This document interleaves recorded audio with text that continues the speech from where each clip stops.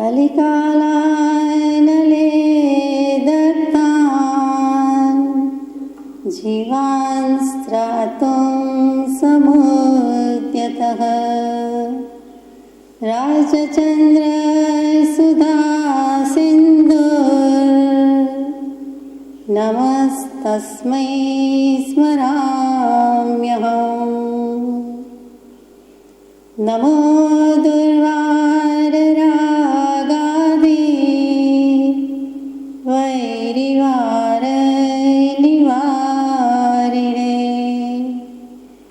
अर्हते योगिनाथाय महावीरायतायिने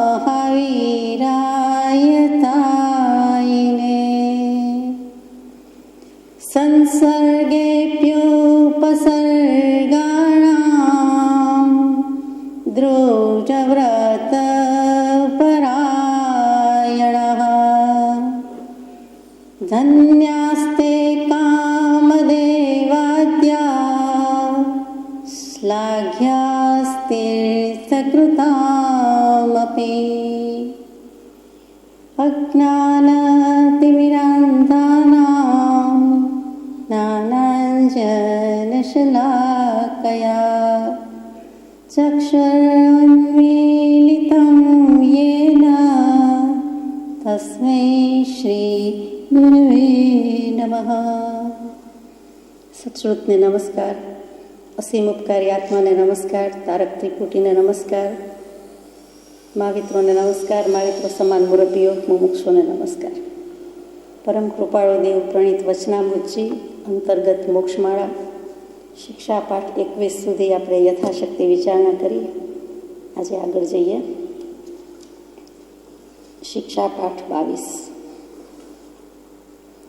સંસાર ચાર ગતિ, એના દુઃખ, એની ઉપમા એ બધું જ વિચાર્યા પછી જેટલું ભગવાને મૂકી શકાય, વક્તવ્ય પણ આપી શકાય, કલમ લેખીને આપી શકે એટલું લખી દીધું। આપણે યથાશક્તિ વિચારણા કરી। ત્યાર પછી એમાંથી ઉગરવા માટે 12 ભાવના મુખ્ય કહી, જે 12 ભાવનામાં સમાવેશ પામતો નથી, છતાં જેના નામ વિના કે જેના મહત્વ વિના કાંઈ થઈ શકે તેમ નથી, જે અનિવાર્ય છે તેવી આત્મભાવના। વૈરાગ્યની 12 ભાવનામાં જેનું નામ નથી પણ જે દરેકમાં રહેલી જ છે અને જેના વિના કાંઈ ન થઈ શકે તે આત્મભાવના। વળી આત્મભાવના ભાવતા જીવ લહે કેવળ જ્ઞાન રહે એમ પરમ કૃપાળુદેવે મંત્ર પણ આપી દીધો અને તે મંત્ર આત્માની ભાવના નિરંતર ભાવવી જોઈએ। શ્રાવક ધર્મ, મુનિ ધર્મ, ગૃહસ્થ ધર્મ, મુનિ ધર્મ, સાગાર ધર્મ, અણગાર ધર્મ અને એમાં મહાવીર પ્રભુના સમયમાં થઈ ગયેલા કેટલાક શ્રાવકો એમાંથી કેવું આત્મભાવના ભાવે છે અને કેવું આત્મકલ્યાણ કરે છે તે વિચારીએ। તો શિક્ષા પાઠ 22 કામદેવ શ્રાવક।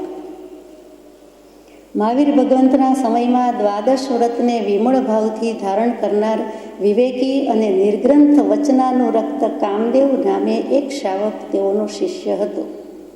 મહાવીર સ્વામીના સમયમાં 2600 વર્ષ પહેલાં, આમ જુઓ તો 2500-2500 વર્ષ પહેલાં 1,59,000 શ્રાવકો હતા। એ મહાવીર પ્રભુના 1,59,000 શ્રાવકમાં 10 શ્રાવક મુખ્યમાં મુખ્ય હતા। એમાં પુણ્યા શ્રાવક સામાયિક જે વખણાયું છે તે નથી, તે જુદા, તે પણ અનન્ય શ્રાવક, અનન્ય ભક્તિ। પણ એ 10 શ્રાવકમાં જેનો સમાવેશ છે તે આનંદ, કામદેવ, ચૂલણી પિયા, સુરાદેવ, ચૂલશતક, કુંડકૌલિક, સદાલ પુત્ર, એને જ શકડાલ પુત્ર કહેવામાં આવે છે, મહાશતક, નંદિની પિયા, ચૂલણી પિયા અને તેતલી પિયા। ક્યાંક એકાદ નામ ફેર હશે, ક્યાંક શાલિહી પિયા કહે છે। આપણે જેમ અત્યારે પણ કોઈક વ્યક્તિના 2 નામ હોય, કોઈ આ નામે ઓળખે, કોઈ આ નામે સંબોધે, તેવું કંઈક હશે, બાકી મતભેદ નથી। તો એ 10 શ્રાવક કેવા થઈ ગયા?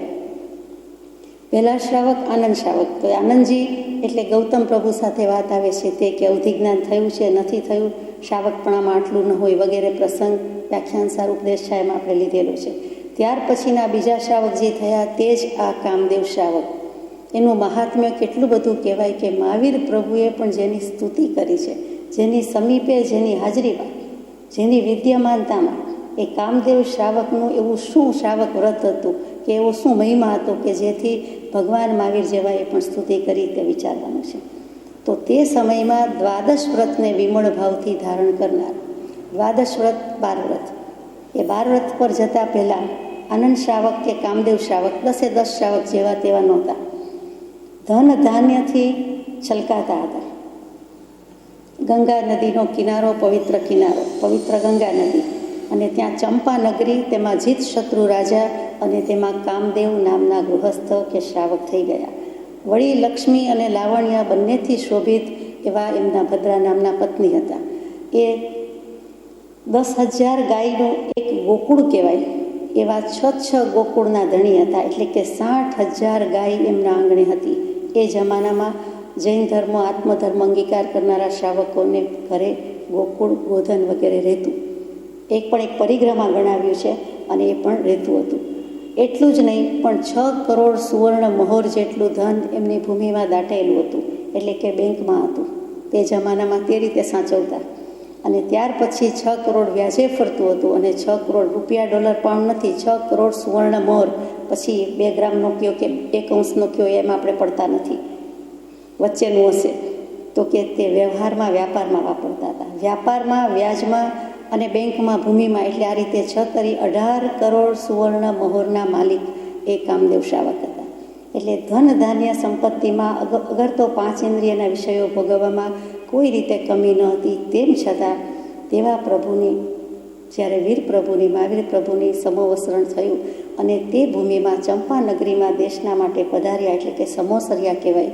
તે વખતે 10 શ્રાવકો જાય છે, એમાં કામદેવ શ્રાવક પણ સામેલ છે. અને તે વખતે મહાવીર પ્રભુની દેશના સાંભળીને શ્રાવકના 12 વ્રત અંગીકાર કર્યા. તે શ્રાવકના 12 વ્રત ગ્રહણ કરવા એટલે શું, તો આપણે ટૂંકમાં લઈએ. પહેલું વ્રત આપ જાણો છો, અહિંસા વ્રત. બીજું સત્ય વ્રત. ત્રીજું અદત્તા દાન. ચોથું બ્રહ્મચર્ય વ્રત. પાંચમું પરિમાણ વ્રત, પરિગ્રહ વિરમણ વ્રત અથવા અપરિગ્રહ વ્રત, આપણે એ રીતે બોલીએ. તો આ 5 મહાવ્રત સાધુ સાધ્વીજીના હોય. શ્રાવકને, ગૃહસ્થને 5 અણુવ્રત છે. ત્યાર પછી 6થું દેશાવકાશિક વ્રત, એટલે દિક્વ્રત કહ્યું છે, દિશાવ્રત છે. 7મું ઉપભોગ પરિભોગ વ્રત. 8મું અનર્થ દંડ વિરમણ વ્રત. 9મું સામાયિક વ્રત. 10મું પૌષધ વ્રત. 10મું દેશાવકાશિક વ્રત, એટલે કે વ્રત પાડવાનું કહીએ છીએ તે. અને 11મું પૌષધ વ્રત અને 12મું અતિથિ સમવિભાગ વ્રત. આ 12 વ્રત એમણે ગ્રહણ કર્યા. 12 વ્રતની શું મર્યાદા છે આપ જાણો છો કે આટલી દિશામાં ન જવું, આ વસ્તુ ન વાપરવી, આટલા સોના ચાંદીથી વધારે ન રાખવું, આટલા જ ઘરની છૂટ, આટલું જ જમવું વગેરે વગેરે, તે પણ આપણે લઈએ છીએ. મુખ્ય તો 5 વ્રત કહી દીધા. બ્રહ્મચર્ય વ્રત આવી ગયું. 5 અણુવ્રતનું પાલન કરે છે.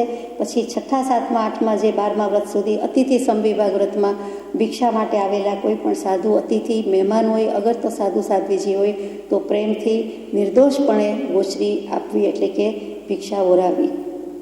ગોચરી કરવા માટે પધાર્યા કહેવાય. અને આપણે જે આપીએ તે આપ્યું ન કહેવાય, આપણે ઓરાવ્યું કહેવાય. અને પહેલાં ઓરવા માટે પધાર્યા કહેવાય, આપ જાણો છો. તો એ બધા જ દોષરહિત ગોચરી ઓરાવી, નિર્દોષ આહાર બનાવો, એ જેવી તેવી વાત નથી. એમાં વચ્ચે આવ્યું તે 11મું પૌષધ વ્રત. મહિનામાં 2-5 પોષા કરવા, વર્ષમાં આટલા કરવા. પૌષધ વ્રત એટલે શું, તો કે જ્યાં ધર્મને પોષણ મળે છે તેવી ક્રિયા કરવામાં આવે છે, આત્માને એવું પોષણ મળે છે, તે પૌષધ વ્રત. ઔષધાલય એટલે આપણે દવાખાનું વગેરે કહીએ છીએ. અને પૌષધાલય એટલે પણ ધર્મનું પોષણ મળે છે તે. તો એ પૌષધાલયમાં નિર્જલા રહેવાનું હોય, 24 કલાક આહાર જળનો ત્યાગ. અને જેમ સાધુ સાધ્વીજી વધુમાં વધુ સમય ભક્તિ વાંચનમાં ગાળે, તેમ શ્રાવક શ્રાવિકાએ ગાળવાનું હોય તે પૌષધ વ્રત. એટલે આ 12 વ્રતમાં 7મું વ્રત સૌથી અગત્યનું. એક અપેક્ષા એ કે દરરોજ આપણે કંઈક ખાતા પીતા હોઈએ, વાપરતા હોઈએ તો કેટલીક વસ્તુઓનો ત્યાગ આવે. એ કામદેવ શ્રાવકે કેવી રીતે લીધું હતું તેનો વિચાર કરીએ. રોજબરોજની વાત છે એટલા માટે. પહેલામાં પેલું શું, તો કે ઉઠે ત્યારથી જ મોં સાફ કરવાનું આવે, આપણે જાણીએ છીએ. એટલે પેલું જ મૂકી દીધું કે ઉલ ઉતારવા માટે જેઠી મધના લાકડી સિવાય બધો ત્યાગ. અને દાંતણ કરવા માટે મહુડાનું દાંતણ, બાકી બધો ત્યાગ. મસ્તક સાફ કરવા માટે આમળાનું ફળ. અભ્યંગન તેલ મર્દન માટે શતપાક સહસ્રપાકનું તેલ. ઉદ્વર્તન માટે સુગંધી ચૂર્ણ. સ્નાન માટે વધુમાં વધુ 8 ઘડા પાણી, આપણી ભાષામાં 2 ડોલ. શરીરે ઓઢવાનો 1 વસ્ત્ર અને પહેરવાનું 2 વસ્ત્ર, અને એ પણ સુતરાઉ. કેસર ચંદનનું વિલેપન. કમળનું પુષ્પ અને માલતીની માળા. આભરણમાં ચિત્ર વિનાના એટલે કે કોઈ પણ ડિઝાઇન પેટર્ન વિનાના 2 કાનમાં પહેરવાના કુંડલ, શાવકની વાત ચાલે છે. એટલે એ જમાનામાં ભાઈઓ પુરુષો પણ કાનમાં કંઈક કંઈક પહેરતા આપણે જાણીએ છીએ. અને ત્યાર પછી બીજું આભૂષણ શું? તો કે નામાંકિત મુદ્રા, પોતાનું નામ લખેલું હોય તે વીંટી, તે મુદ્રા, કે જેથી કરીને ઓળખાણ પડે. આપણી ભાષામાં આઈડી લગાવે તે આઈડી બ્રેસલેટ જેવું, કે જેથી આ ભાઈ કે આનું નામ આ છે ખબર પડે. ત્યાર પછી ધૂપમાં અગરનો કે દશાંગ ધૂપ, બાકી મગ ચોખાની પેયા અથવા તો પીપરા મૂળ વગેરેની રાબ. ભક્ષ્યમાં ઘેવર અને ખાજા સિવાય, એટલે આ જે નામ બોલાય છે તેટલું જ વાપરવું, બાકી બધાનો આજીવન ત્યાગ. 2 જ મીઠાઈની છૂટ કે 2 જ વસ્તુની મિષ્ટાન ફરસાણ, તો ઘેવર અને ખાજા.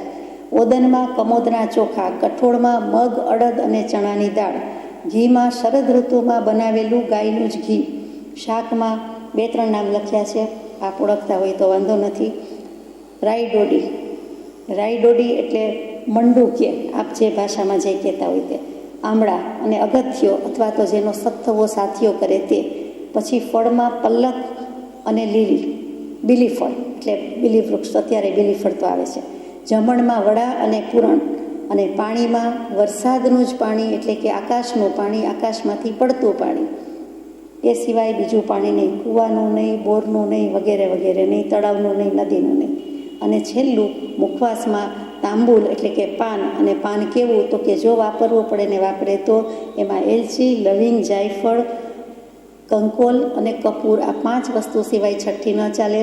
વરિયાળી, ધાણાની દાળ, તમાકુની તો વાત આવે જ નહીં, સોપારીની વાત આવે નહીં. એટલે એ બધાનો ત્યાગ આ શ્રાવકના 12 વ્રતમાં 7મા વ્રતમાં ઉપભોગ પરિભોગ પરિમાણ વ્રત આવે છે. તે 21 વસ્તુનો નિયમ કે 21 વસ્તુનો અભિગ્રહ ધારેલો છે. અને બીજું બધું શું? આજીવિકા માટે છે એનું શું? તો કે એમાં પણ પોતાને એક પત્ની વ્રત છે તો સ્વદારા સંતોષ. એ જમાનામાં બહુપત્નીત્વ હોવાથી આ વસ્તુનું મહાત્મ્ય ઘણું હતું. તો કે પોતાના એક જ વદ્રા પત્નીથી સંતોષ, તે એક પત્ની વ્રત લઈ લીધું. સાથે સાથે જે કંઈ બિઝનેસમાં જરૂર પડતી હતી તે 4 વહાણ, દેશ પરદેશ ઇમ્પોર્ટ એક્સપોર્ટનું ચાલતું હતું, તો 4 વહાણ જે વપરાતા હતા એ જ, વધુ એક્સપાન્શન કરવામાં માનતા નથી. પરિગ્રહનું પરિમાણ રાખી દીધું છે, મર્યાદા બાંધી દીધી છે. અને સાથે સાથે 500 ગાડા, 500 ખેતર ને 500 હળ, અને જે કંઈ 60 કરોડ તો નહીં, 60,000 ગાય હતી તે, એટલો પરિગ્રહ સંકોચી લીધો કે હવે વધારે નહીં. આપણને એમ થાય કે આટલું બધું તો છે, હવે શું હોય? જેમ અત્યારે કોઈ કે 5,000 તોલા સોનાની છૂટ, 500 તોલાની છૂટ, તો આપણને મર્યાદા બાંધ્યા જેવું ન લાગે, મર્યાદા વધારી હોય એવું લાગે, મર્યાદા જેવું જ ન લાગે.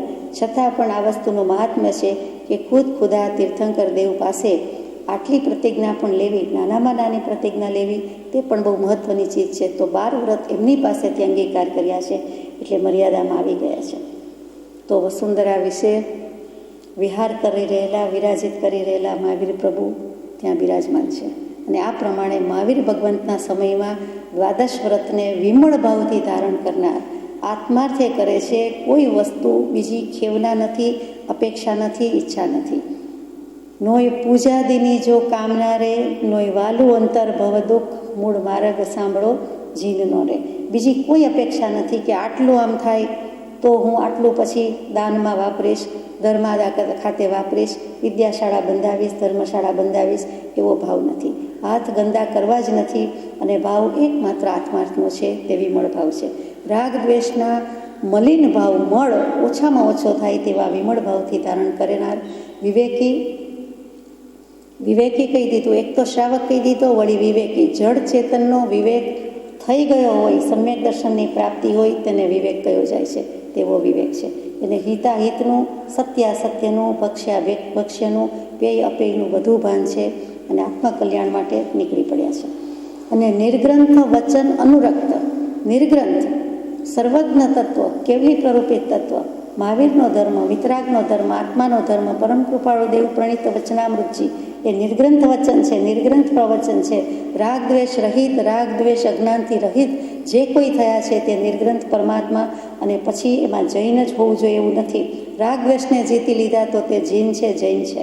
તો તેવા નિર્ગ્રંથ પ્રવચનમાં અનુરક્ત છે, એમાં રંગાઈ ગયા છે. આપણને કૃપાદેવ મૂકે છે એક પત્રમાં કે નિસ્પૃહી છે જે મહાત્મા, તેવા સત્પુરુષના વચનમાં તલ્લીનતા, તે શ્રદ્ધા, તે આસ્થા. તો આ ભગવાન કામદેવ શ્રાવકની વાત લખી રહ્યા છે. મહાવીર પ્રભુના સમયમાં બનેલું છે. મહાવીર પ્રભુએ સંબોધ્યું છે અને હાથોહાથ કામદેવ શ્રાવકને આજ્ઞા આપી છે. અને અહીંયા પરમ કૃપાળુદેવ બીજા મહાવીર સ્વામી મોક્ષમાળામાં આપણને મોક્ષમાળા પહેરાવવા માટે જાણે કે કામદેવ શ્રાવકનો પાઠ લખી રહ્યા છે. બંને મહાવીરના મુખેથી નીકળેલી આ વાણી કહેવાય અને તે તેમની ગણનામાં આવ્યા છે. બીજા કોઈ શ્રાવકની વાત નહીં, કામદેવ શ્રાવકની વાત કૃપાળુદેવે લખવી ઉચિત માની, મુનાસિબ માની, એટલે એનું મહાત્મ્ય આપણા માટે વધી જાય છે. તો એવા નિર્ગ્રંથ વચનની શ્રદ્ધાવાળો એમાં રંગાયેલા કામદેવ નામનો એક શ્રાવક તેઓનો શિષ્ય હતો. સુધર્મા સભામાં ઇન્દ્રે એક વેળા કામદેવની ધર્મ અચળતાની પ્રશંસા કરી. દેવલોકમાં પણ જે સ્તુતિ થાય છે, પ્રશંસા પામે છે તેવા કામદેવ શ્રાવક કે તે તપસ્વી છે, તે અચલ છે, અડગ છે અને તેની ધર્મ ધીરજ, ધર્મ ધૈર્ય ખરેખર વખાણવા લાયક છે. સુધર્મા સભા ભરાઈ એટલે દેવોની સભાને સુધર્મા સભા કહેવાય. 12 દેવલોકની સભા હોય છે તેમાં ઇન્દ્ર મહારાજા આ પ્રમાણે વાત કરે છે, વખાણ કરે છે. ઇન્દ્ર તો સમ્યક દૃષ્ટિ છે, જાણે છે, બીજા દેવો પણ જાણે છે, પણ સમ્યક દૃષ્ટિ નથી.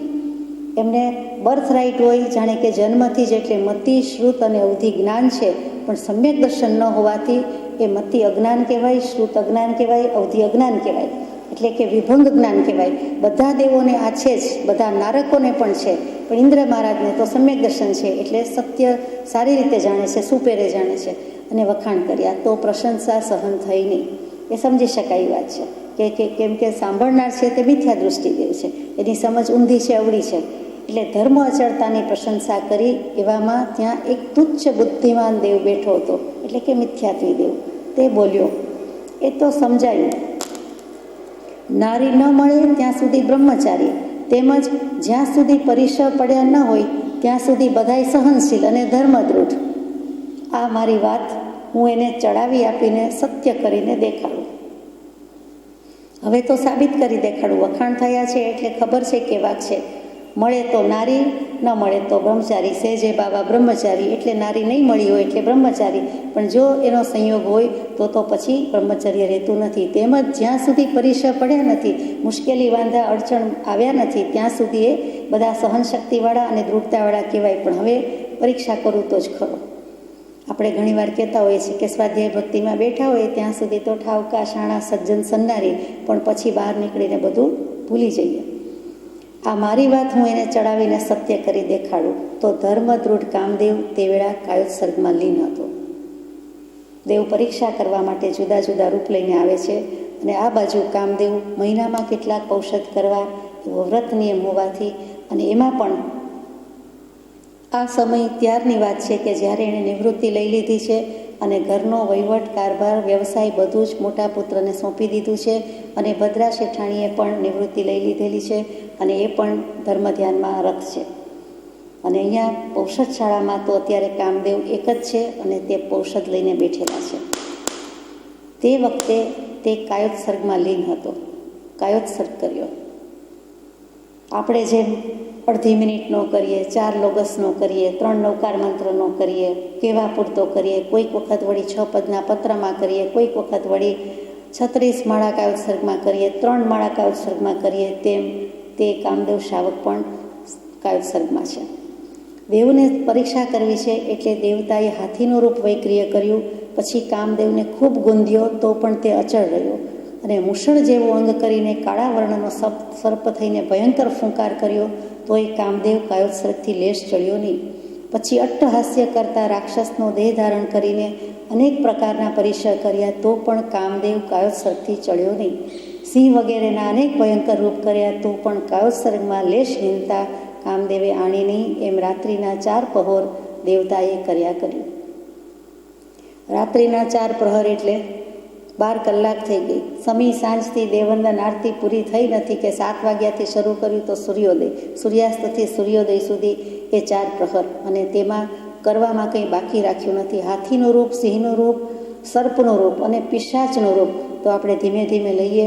જ્ઞાની પુરુષોએ, શાસ્ત્ર કરતાઓએ, મહાવીર સ્વામી, પછી ગણધર સ્વામી અને ગણધર દેવે ગૂંથ્યા, પછી આચાર્ય ભગવંતોએ જે શાસ્ત્રો ગૂંથ્યા છે, ઉપાસક દશાંગ નામનું દ્વાદશાંગીમાં સમાવેશ પામે છે એવું એક શાસ્ત્ર, તેના એક અધ્યયનમાં 10 શ્રાવકો વિશે સવિસ્તર વર્ણન છે અને તેમાં પિશાચ રૂપે શું છે તો કે તે આચાર્ય ભગવંતે લખ્યું છે તે વાંચીએ કે માથાના વાળ પીળા બરછટ અને પાકેલા ડાંગરની સળી જેવા, જેણે જોયું હોય ડાંગર સાથે નિસ્બત હોય તે સમજી શકે છે. પછી કપાળ ઘડાની ઠીબડી જેવું, ભવા નોળિયાની પૂંછડી જેવા, કાન સુપડા આકારના અને જોડિયા ચૂલા જેવા બે નસકોરા, ઊંટના જેવા હોઠ, ઊંટના જેવી ડોક અને હળ જેવા દાંત, સાપ જેવી જીભ, ઘોડાના પૂંછડા જેવી મૂછ, તપાવેલ કુલડી જેવી બે પીળી આંખ, સિંહના જેવી હડપચી અને બે ભૂજા છે તે પણ સાપ જેવી, બે હાથ છે તે પથ્થરની નિશા એટલે કે ઓરસિયા પથ્થર કહીએ છીએ તેવા, પાતાળ જેવું ઊંડું પેટ, કૂવા જેવી નાભી, અજગર જેવું ચિહ્ન, તાડવૃક્ષ જેવી જંઘા અને પર્વતશિલા જેવા પગ અને વીજળીના કડાકા ભડાકા જેવા ભયંકર કર્કશ અને કોલાહલ અવાજ એટલે કે શબ્દ. એની સાથે અત્યંત ક્રોધ, હાથમાં ચાબુક, બીજા હાથમાં તલવાર. અને આ કામદેવ શાવકને કહે છે કે આ શું માંડ્યું છે? શ્લોકનું જ ગુજરાતી કહેવાય છે. આ ભોય પર હું પછાડી દઈશ અને કોઈ કરે નહીં તેવી પ્રાર્થના કરવા બેઠો છે. આ પાખંડ શું માંડ્યો છે? તારે સ્વર્ગે જવાની ઈચ્છા છે, તારે મોક્ષે જવાની ઈચ્છા છે, એવી મોટી ઈચ્છા કરીને બેઠો છો અને આ શું માંડ્યું છે? એમ ઘણો જ અવિનય અવિવેક અપરાધ કરે છે અને ખરેખર તલવારથી ગુંદી નાખે છે, ગોદા મારે છે, જે કયો તે થાય તેટલો બધો ઉપસર્ગ પરિસર કરે છે. છતાં અડગ રહ્યા છે એટલે પછી હાથીનું રૂપ કરે છે અને કહે છે કે હે માયાવી, આ પાખંડ છોડ, નહીતર કુંભાર જેમ માટીને ગુંદે અને કંદોઈ જેમ લોટને ગુંદે, પગથી ગુંદે. તેવી રીતે આપણને રિલેટ થાય એવું છે, સમજી શકાયું છે કે પગથી ગુંદતા કોઈને જોયા હોય તો ખ્યાલ આવે. એવી રીતે હું તને ગુંદી નાખીશ, માટે તું આ પાખંડ ઢોંગ છોડી દે. જુઓ, કાળસરને પાખંડ ઢોંગ કહે છે. અને જે દંતુષળ કહેવાય, દંતશૂળ પણ કહેવાય અને દંતુષળ પણ કહેવાય. તો જે હાથીના દાંત છે એનાથી ઘણું બધું વિંધી નાખે છે, છેદન ભેદન કરી નાખે છે, તો પણ એ અચળને અડગ રહ્યા. પછી સાપનું રૂપ કરે છે અને અજગર જેમ ભરડો લે તેમ ભરડો લે છે. સાપને દાંત હોય પણ જે હોય તે દંશ દેવા માટે તીક્ષ્ણ હોય અને તેનાથી ડંખ આપ્યા કરે છે. ઘણા બધા દંશ આપે છે તો પણ એ પર્વત જેવા અડોલ છે. કૃપાળદેવે લખ્યું છે કે મેરુના શિખરની પેરે તે અડોલ રહ્યો દીઠો. શૈલેષીકરણની પ્રક્રિયા થાય, શુક્લ ધ્યાનની શ્રેણી માંડે અને છેવટની દશા હોય ત્યારે જે મેરુ પર્વત, જંબુદ્વીપની વચ્ચોવચ્ચ ત્રણે લોકને માપતો મેરુ પર્વત અને સૌથી શ્રેષ્ઠ સોનાનો ઊંચો લાંબો પોળો સર્વોત્કૃષ્ટ પર્વત, આપણને હિમાલય લાગે પણ આ મેરુ પર્વતની વાત છે. અને તેની ટોચ, તેનું શિખર, શૈલ શિખર, અને તે એકદમ સ્થિર હોય, અડગ હોય. કોઈ પણ પર્વતની ટોચ અડોલ અને અડગ હોય, અચળ હોય, તો મેરુ પર્વતના શિખરની તો એ કેટલી તીક્ષ્ણ સૂક્ષ્મ ઉપર હોય અને એકદમ અડોલ હોય. તો શૈલેષીકરણની પ્રક્રિયા જ્યારે શ્વાસોચ્છ્વાસ રૂંધી દે ત્યારે જે અડગતા હોય તેવી મેરુ શિખરની અડગતા આ કામદેવની હતી. સરખામણી કરી છે. તે જ હતી એમ નથી કહ્યું, તેના જેવી, તેટલો ફરક છે. આત્મજ્ઞાનની સમ્યક દર્શનની પ્રાપ્તિ તો છે જ, એટલે તો વિવેકી કહ્યું. નિર્ગ્રંથના પ્રવચનની શ્રદ્ધા કહી. વધુ ને વધુ કલ્યાણ કરવા માટે મુનિ દશા નથી પણ પૌષધ વ્રત કરેલું છે, શ્રાવક દશા છે. હજી ઘરબાર છે છતાં છોડેલા છે છતાં છે એમ કહેવું પડે છે. અને તે વખતે આ વ્રતની આરાધનામાં કાયોસર્ગમાં કેવી લીનતા હશે એ વિચારવાનું છે. અને કેટલા સમય સુધી, કયા ભાવથી ટકી શકે? તો કે દેહ તે મારો નથી, હું દેહાદી સ્વરૂપ નથી, દેહ સ્ત્રી પુત્રાદી કંઈ પણ મારા નથી, શુદ્ધ ચૈતન્ય અવિનાશી એવો હું આત્મા છું, એમ આત્મભાવના કરતા રાગ દ્વેષનો ક્ષય થાય. રાગ દ્વેષનો ક્ષય સંપૂર્ણ ક્ષય કરી શક્યા નથી, એ વાત પણ આવશે. પણ તે વખતે કાલસર્ગમાં લીન છે. દેહ કહેતા, પૂતગલ કહેતા એને પારકો માન્યો છે. દેહ તે હું નહીં, તો દેહ તે હું નહીં, તો દેહ મારો પણ નહીં. અને જો પોતાનું જ શરીર નથી, આત્મા અને શરીર સાથે રહેલા હોવા છતાં, ક્ષીર નીરની પેઠે સાથે રહેલા હોવા છતાં એમ કહી શકે છે કે દેહ તે મારો નહીં, એ પૂતગલનું પડીકું છે, મોટું પડીકું છે, એ જડ છે. પૂતગલ કહેતા જડ છે, એ અચેતન છે અને એને મારે કોઈ નિસ્બત નથી. હું ચેતન, મારો ચેતન ભાવ તે તો દેહ અને દેહનો ભાવ. મને આ પોસાય નહીં, પાલવે નહીં, પરવડે નહીં. એટલે એવી અડગતા પૂર્વક કાલસર્ગમાં રહ્યા છે. રાત્રિના 4 પહોર દેવતાએ આ પ્રમાણે કર્યું, પણ તે પોતાની ધારણામાં ફાવ્યો નહીં. દેવ નિરાશ થઈ જાય છે કે મેં જે ધાર્યું હતું, મારું અનુમાન હતું, અને હું ધારીને એકદમ અડગ પ્રતિજ્ઞા કરીને આવ્યો હતો, પણ હું ફાવ્યો નથી. પછી તેણે ઉપયોગ વડે કરીને જોયું તો મેરુના શિખરની પહેરે તે અડોલ રહ્યો દીઠો. જ્યારે રૂપ વિકુરવે છે, વૈક્રિય શરીર છે દેવોને, એટલે નાના મોટા રૂપ લઈ શકે છે, તો એ રૂપ વિકુરવે ત્યારે જોઈ શકે નહીં, એ જાણી શકે નહીં. સિંહનું રૂપ લે, હાથીનું લે, સાપનું લે, ત્યારે સાપ જ થઈ જાય, હાથી જ થઈ જાય. એટલે એને આવો ખ્યાલ, ઉપયોગ, લક્ષ્ય કાંઈ હોય નહીં. પછી એણે જોયું કે હો, મારા જ્ઞાનમાં આમ છે, મારા ઉપયોગમાં આમ આવે છે કે એ તો અડોલ અડોલ ને અડોલ છે, તો મારું કાંઈ કારી ફાવવાની નથી. કામદેવની અદ્ભુત નિશ્ચલતા જાણી. નિશ્ચલતા, ચળ વિચળ પરિણામ નથી, સંપૂર્ણ સ્થિરતા છે. નિશ્ચલ, નિશ્ચય જુદું, નિશ્ચલ જુદું. એટલે ચંચળતા, ચપળતા, વ્યાકુળતા, વ્યાકુળતાની તો નામ જ નથી, પણ આત્મ પરિણામ સ્વસ્થ છે, નિશ્ચલ છે. એમ જાણી તેને વિનય ભાવથી પ્રણામ કરી દોષ ક્ષમાવીને તે દેવતા સ્વસ્થાનકે ગયો. કે હે કામદેવ, શ્રાવકજી, તમને ધન્ય છે. મેં જે કંઈ પરીક્ષક વૃત્તિથી, બુદ્ધિથી દોષ કર્યો છે તે દોષ હું ક્ષમાવું છું. અપરાધની ક્ષમા આપજો. આપ ધન્ય છો. આપના વડે આ પૃથ્વી વિરાજિત છે.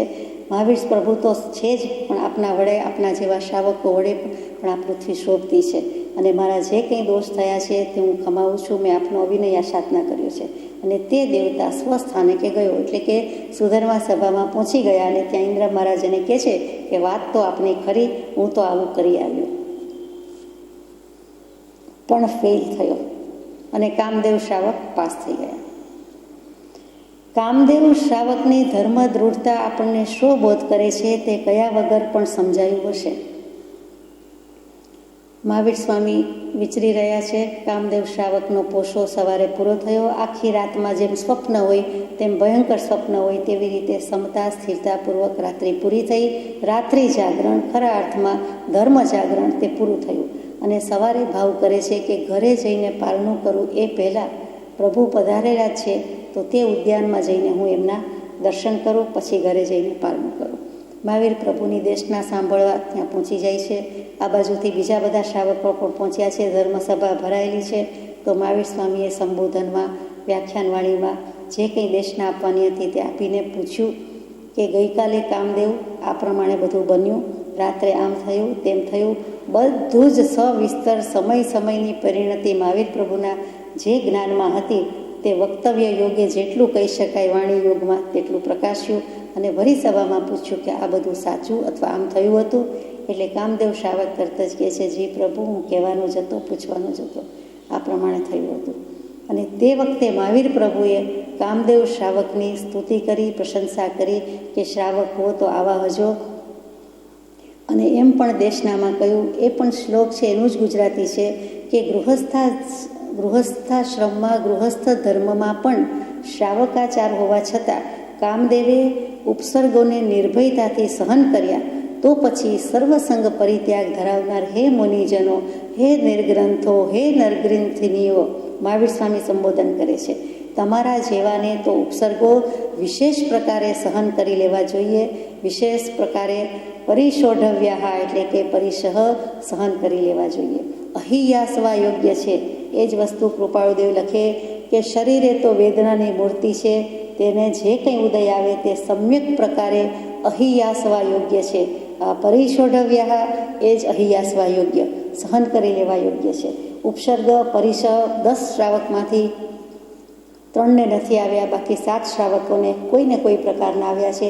એમાં કામદેવ શ્રાવકના ઉપસર્ગ સૌથી વધારે વખણાય છે, કારણ કે ઘણી બધી ઉપસર્ગ પરિશની કંઈક પરાકાષ્ઠ આવી ગઈ હતી. હવે એમાંથી તત્વ વિચાર એ લેવાનો છે કે નિર્ગ્રંથ પ્રવચનમાં પ્રવેશ કરીને દૃઢ રહેવું. કૃપાળુદેવ લખે છે કે નિર્ગ્રંથ પ્રવચનમાં પ્રવેશ કરીને દૃઢ રહેવું. નિર્ગ્રંથ પ્રવચન શું? તો કે નિર્ગ્રંથનું પ્રવચન કેવલી પ્રરૂપિત તત્વ, કેવલી પ્રરૂપિત દેશના, તીર્થંકર પ્રણીત દેશના, પરમ કૃપાળુદેવ પ્રણીત વચનામૃત, આ બધું જ નિર્ગ્રંથ પ્રવચન. અને એમાં પ્રવેશ કરીને દૃઢ રહેવું. જો એ આપણે વાંચવા, સાંભળવા, ગાવા સમર્થ થયા હોઈએ, કોઈક મહાભાગ્ય આપણા હાથમાં આવી ગયું, તો કૃપાળુદેવે લખ્યું છે મોક્ષમાળામાં જ કે વાચક પાઠકને કે હું આપના હસ્તકમળમાં આવું છું, આપના કર કમળમાં આવું છું. તો આપણી પાસે થી અપેક્ષા છે કે આ નિર્ગ્રંથ પ્રવચનમાં વાંચવા રૂપે સાંભળવા રૂપે પ્રવેશ કર્યો તો હવે દૃઢ રહેવું. ત્યાં નિર્ગ્રંથ પ્રવચનનો મુખ્ય વાત તો એ જ છે કે સ્વભાવમાં રહેવું, વિભાવથી મુકાવવું. એ જીંદ પ્રવચનની મુખ્ય આજ્ઞા છે. અને તેના માટે શું કરવું તો કે સ્વભાવ વિભાવની સમજ કરવી, ઉપયોગ, શુદ્ધ અને અશુદ્ધ બંને સમજવા. અને એ નિર્ગ્રંથ પ્રવચન કહેતા ત્યાં આજ્ઞા આવી. આજ્ઞા ધર્મમાં અનુરાગ રાખવો, અનુરક્ત રહેવું, દૃઢ થવું. તો આજ્ઞા ધર્મ શું છે? આજ્ઞા ધર્મનું કેમ મહાત્મ્ય છે? આજ્ઞાનું આરાધન એ જ ધર્મ, આજ્ઞાનું આરાધન એ જ તપ. તો આજ્ઞા કઈ છે તો કે પરમ કૃપાળુ દેવે કહ્યું, જે જીન ભગવંતે કહ્યું છે તે જ, કે સ્વભાવમાં રહેવું, વિભાવથી મુકાવું. તે પ્રભુશ્રીજી અને બ્રહ્મચારીજી. તો પ્રભુશ્રીજીને આજ્ઞા કરી કે તે આજ્ઞા પ્રાપ્ત કરવા માટે, તેવી દશા લાવવા માટે, આત્માર્થે કરવા માટે શ્રાવકના મૂળ ગુણ હોવા જોઈએ. કોઈ પણ શ્રાવક થઈ શકે છે, કોઈ પણ આત્મા શ્રાવક થાય છે, વ્રત લઈને શ્રાવક થઈ શકે છે. તો મૂળ ગુણ કયા? તો કે અનંતી કૃપા કરી છે આ સત્પુરુષોએ આપણા ઉપર, કે આપણને 7 અભક્ષ્ય 7 વ્યસનનો ત્યાગ કરાવે છે. તે શ્રાવકના 8 મૂળ ગુણમાં આવે છે. એટલું તો ઓછામાં ઓછું હોવું જ જોઈએ. આપણે જે આજ્ઞા ભક્તિ લીધી છે, 3 માળા કરવી, 3 પાઠ કરવા વગેરે વગેરે, એમાં વ્યસન ત્યાગ અને અભક્ષ્ય ત્યાગ આવે છે ખરું કે નથી આવતું? તો 7 વ્યસનનો ત્યાગ અને અભક્ષ્યનો ત્યાગ કરાવે છે. તે શું છે તો કે તે શ્રાવકના 8 મૂળ ગુણનો સ્વીકાર છે. એટલે કે દુર્ગુણો, અવગુણો, વાઇસીસ, વ્યસનોમાંથી આપણને મુક્ત કર્યા છે. એની બાધા લેવડાવી છે, છોડાવી છે. અને એ પાયો છે. પાયાની પહેલાંનું કાંઈ કહેવાતું હોય તો છે તો કે તે હશે તો એના ઉપર આત્મજ્ઞાનની ઇમારત ટકશે, ચણાશે. બાકી એકલો વૈરાગ્ય કામ નહીં આવે અને એકલી આજ્ઞા ભક્તિ પણ કામ નહીં આવે. પણ પહેલાં આજ્ઞા ભક્તિથી, આ દ્રવ્યથી વાત થઈ છે, પછખાણની વાત છે. ભાવથી શું છે આજ્ઞા ભક્તિ લેવામાં? જે મુખ્ય છે કે આજ સુધી ભગવાન કુદેવ, કુગુરુ, કુધર્મ સેવરાવ્યા, અનુમોદ્યા. પણ હવેથી જે સમયે, જે દિવસે આજ્ઞા ગ્રહણ કરું છું ત્યારથી હે પરમ કૃપાળુ દેવ, આપ જ મારા સતદેવ, આપ જ મારા સદગુરુ, અને આપ જે કહો તે બધું સદ્ધર્મ. અને તે આજ્ઞા પ્રભુશ્રીજીને કહી કે કોઈ વ્યસન મુક્તિ માટે અથવા તો કોઈ મુમુક્ષુ સત્સાધન માટે આવે તો આ પ્રમાણે સાધન આપવું. અને તે જ આજ્ઞા પ્રભુશ્રીજીએ બ્રહ્મચારીજીને આપી, સોંપી. અને બ્રહ્મચારીજીથી આપણને પણ આજ્ઞા મળી. આ રીતે મળી. પ્રત્યક્ષ છતાં અપ્રત્યક્ષ, અને અપ્રત્યક્ષ છતાં પ્રત્યક્ષપણે આપણને આજ્ઞા મળી છે. તો એ આજ્ઞા જેવી તેવી નથી. એ આજ્ઞા એડમિશન મળ્યું પરમ કૃપાળુ દેવની આત્મજ્ઞાનની મોક્ષની યુનિવર્સિટીમાં. જાણે કે એડમિશન લીધું કે ભગવાનને બધું આજ સુધીનું અજ્ઞાન, કુદેવ, કુગુરુ, કુધર્મ ઓસિરાવી દીધા. અને એક નિષ્ઠાથી, એક આત્મા, એક ભગવાન, એક પરમ કૃપાળુ દેવ. અને જે પરંપરામાં થયા તે પરાત્પર ગુરુવે નમઃ કહીએ છીએ, પરંપરાચાર્ય ગુરુવે કહીએ છીએ. બધું શું છે તો કે મહાવીર સ્વામી, તે પહેલાં ઋષભદેવ પ્રભુ, તે પહેલાં અનંત તીર્થંકર, એમ પાઠ પરંપરાથી બધું આવ્યું. તે બધાને જ આપણા નમસ્કાર છે. નામી અનામી, જાણતા અજાણતા જે કોઈ હોય તે આપણને ખબર ન હોય તેવા બધા જ તેમાં આવી જાય છે. માટે દેવવંદનમાં આપણે નમસ્કાર કરીએ છીએ. તો અહીંયા નિર્ગ્રંથ પ્રવચનનો મોટો અર્થ, સ્થૂળ અર્થ, સૂક્ષ્મ અર્થ જે કહ્યો તે સ્વભાવ વિભાવની જ વાત છે, આત્મ સ્વભાવની પ્રાપ્તિ માટેની જ વાત છે. અને તો જ મોક્ષ થાય છે. સમજી શકીએ કે સમજાવી શકીએ એ જુદી વાત છે. ન સમજાવી શકીએ, ન સમજી શકીએ, પણ પોતે તેમાં આવવું તો પડે. પોતાને સ્વભાવના ભાનમાં આવે તો જ કર્મની સંતતિ તૂટે, અને તો જ નિર્ગ્રંથ પ્રવચનમાં પ્રવેશ કરીને દૂઢ રહે. એટલે નિર્ગ્રંથ પ્રવચન કહેતા સ્વભાવ, શું કામ સ્વભાવ કહેવાય તો કે અહો સત્પુરુષના વચનામૃત, મુદ્રા અને સત્સમાગમ. તેમાં 3 સ્વભાવની વાત મૂકી છે. અપૂર્વ સ્વભાવ, નિર્વિકલ્પ સ્વભાવ અને અંતે અયોગી સ્વભાવ પ્રગટ કરી અનંત વ્યાબાદ સ્વરૂપમાં સ્થિતિ કરાવનાર. કોણ? અહો સત્પુરુષના વચનામૃત, મુદ્રા, સત્સમાગમ. એટલે સ્વસ્વભાવની પ્રાપ્તિની વાત છે કે જે આત્મ સ્વભાવમાં કોઈ વિકલ્પ હોતો નથી, નિર્વિકલ્પ સ્વરૂપની પ્રાપ્તિ થાય છે. થોટલેસ સ્ટેજમાં જીવ મુકાય છે. આ કાયોત્સર્ગની વાત છે, જેવી તેવી વાત નથી. કાયાનો ઉત્સર્ગ એટલે કંઈ કાયા છોડી દીધી, આપઘાત કર્યો, દેહત્યાગ કર્યો, એમ નહીં. પણ હું કાયામાં રહેલો હોવા છતાં કાયા તે હું નથી, કાયા તે મારી નથી. એટલે કે દેહભાવનો ત્યાગ કાયાભાવનો ત્યાગ છે. એટલે કાયાની વિસારી માયા સ્વરૂપે સમાયા. એવા નિર્ગ્રંથનો પંથ ભવ અંતનો ઉપાય છે. એ પ્રમાણે કાયોત્સર કરવાનો છે. એટલે આજ્ઞા જે કંઈ લીધી છે, આજ્ઞા ભક્તિથી આપણને મોક્ષના દરવાજા ખુલી જાય છે. પણ પછી રસ્તે ચાલવાનો પુરુષાર્થ કરવો પડે. આજ્ઞા લઈ લીધી, આજ્ઞાને બરાબર યથાતથ્ય પાલન કરીએ એનો અર્થ એમ નથી કે એથી આગળ જવાનું નથી. પછી સમજવાનો પુરુષાર્થ અને રસ્તે ચાલવાનો પુરુષાર્થ તો બાકી જ રહે છે, અને તે સત્પુરુષાર્થ તો મોક્ષે જવાય. રસ્તે પડી જાવ એટલે રસ્તે ચાલવું પડે. આ રસ્તો સાચો છે, આ રસ્તો ખોટો છે, આ રસ્તો છેક સુધી લઈ જાય છે, બીજો રસ્તો છેક સુધી લઈ જતો નથી, એમ વિચાર્યા કરીએ, એમ ઊભા રહીએ. ત્યાં ને ત્યાં ઊભા તટસ્થતાથી, હું તો મધ્યસ્થ, આ પક્ષમાં નહીં ને તે પક્ષમાં નહીં, મોક્ષે જવાના રસ્તા પર પણ નહીં ને સંસારના રસ્તા પર પણ નહીં, હું તો જ્યાં છું ત્યાં છું, તો એમ ચાલે નહીં. પછી મોક્ષનો રસ્તો સાચો માનીને ગ્રહણ કરીને રસ્તે પડવું પડે, રસ્તે જવું પડે, રસ્તો માપવો પડે. એટલે પડી જવાનું નથી, પણ ચાલવું પડે. તે પુરુષાર્થ બાકી રહે છે. આજ્ઞા લઈ લઈએ, આજ્ઞા પાલન કરીએ એટલે અમીનો ઓડકાર ખાઈ લઈએ કે હવે આપણને મોક્ષ મળી ગયો, તો તેમ નથી. તે દરવાજામાં, તે યુનિવર્સિટીમાં આપણને એડમિશન મળે છે. કૃપાદેવ સાથે આપણે 2 બોલથી બંધાઈએ છીએ કે ભગવાન તારા ઉપર છે, તારો કેળો તારો છેડો નહીં મૂકું. જો એટલા 2 બોલથી બંધાઈએ તો ગમે ત્યાંથી આપણને તેવું નિમિત્ત મળે જ, અને આ ભવે કે ગમે ત્યારે પુરુષાર્થ કરીને મોક્ષે જઈ શકીએ.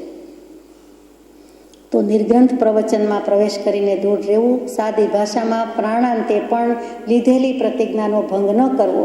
કાયોત્સર્ગમાં બેઠા છે ત્યારે ધર્મ જાગરણમાં કામદેવ શાવકની પ્રતિજ્ઞા છે કે જે થવું હોય તે થાવ, પણ હું દેહાદી સ્વરૂપ નથી, હું આત્મા જ છું. કમ વોટ મેં, જે થવું હોય તે થાવ. ખાલી બોલ કરું છું એમ નહીં. સહજાત્મ સ્વરૂપ પરમ ગુરુ મંત્ર બોલીએ છીએ તો સહજાત્મ સ્વરૂપ મારું પણ છે, અને તે જ વાલું છે. અત્યારે કોઈ વિભાવ વિકલ્પ ન જોઈએ. એવી જ રીતે આત્મભાવના ભાવતા જીવ લહે કેવળ જ્ઞાન રે. પરિણામ છે જીવ લહે કેવળ જ્ઞાન રે. મારે કરવાનું તો માત્ર આત્મભાવના અને ભાવવાની છે, એટલો જ પુરુષાર્થ મારું છે. પેલું તો પરિણામ, રિઝલ્ટ એની મેળે આવશે. તો આત્મભાવના ભાવવાની છે, એનો અર્થ કાયા ભાવના છોડી દેવાની છે, અર્થાત કાયોત્સર્ગ કર્યો છે. તો કાયોત્સર્ગ જેમ તેમ નથી. કાયોત્સર્ગ ઇત્યાદિ જે ધ્યાન ધરવાના છે તે જેમ બને તેમ એકાગ્ર ચિત્તથી અને દૃઢતાથી નિર્દોષ કરવા. આત્મજ્ઞાન વિનાનું આત્મધ્યાન સંભવી શકતું નથી. આ શ્રાવક સમ્યક દૃષ્ટિ છે, ભેદ જ્ઞાન થઈ ગયેલું છે, વિવેક જ્ઞાન પ્રગટી ગયેલું છે, સત્પુરુષની શ્રદ્ધામાં પૂરેપૂરી દૃઢતા છે, શ્રદ્ધા પરમ દુર્લભ પણ એને પ્રાપ્ત થઈ ગઈ છે. આત્મ અનુભવની શ્રદ્ધા ખરેખર પરમ દુર્લભ છે. અનુભવપૂર્વકનું સમ્યક દર્શન પરમ દુર્લભ છે. સામાન્યપણે શ્રદ્ધા હોઈ શકે છે, એ પણ જરૂરી છે, પહેલી એ છે, પણ પછી અનુભવપૂર્વકનું એટલે કે નિશ્ચય સમ્યક દર્શન છે, અને તે તો ધ્યાન ધરી શકે છે. આપણે 7મી દૃષ્ટિમાં ગાઈએ છીએ તેમ કે અનુભવ વીણ સુખ ધ્યાન તણું કોણ લહે નર નાર રે ભવિકા વીર વચન ચિત્ત ધરીએ.